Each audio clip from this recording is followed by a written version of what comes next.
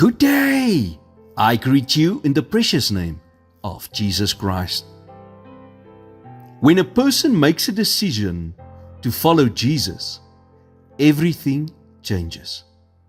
There are sorrows and joys, failures and triumphs, a life like no other. Just ask Peter. As he followed Jesus, he saw miracle after miracle. He followed Jesus day in and day out for 3 years. But when Jesus was arrested, Peter did something he said he would never do. He denied Jesus. Not once, not twice, but 3 times.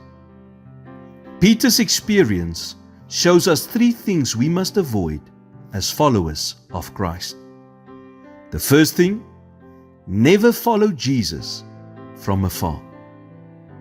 Luke 22 verse 54 says, Then seizing him, they led him away and took him into the house of the high priest.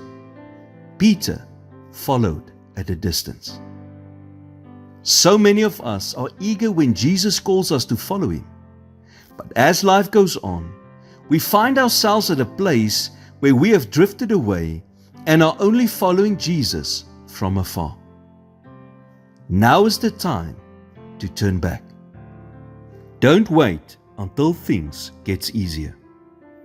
Don't wait until you're not so busy anymore. Make the change now. The second thing, don't give up when you make a mistake. John 21 verse 3 says, I am going out to fish, Simon Peter told them. When Peter said, I am going out to fish, he went back to who he was before he started following Christ. He tried to follow Jesus, made a mistake, and then gave up. When you make a mistake, it's time to look up, not to give up. Ask God for forgiveness and ask Him what you can learn from this mistake. The third thing, don't forget that Jesus still loves you. In John 21 verse 7, Peter tried to go back to his old life, but then he found Jesus waiting for him on the shore. Jesus still loved Peter despite the mistakes he had made. Where are you in your walk with Jesus today? If you have never accepted His invitation to follow Him, do so today. If you are following Him from a distance, make the decision to rededicate your life to Him. And if you have made a mistake and think that Jesus can no longer use you, think again. Peter denied Jesus, but after Jesus ascended back to heaven, it was Peter who preached on the day of Pentecost, and 3,000 people were saved.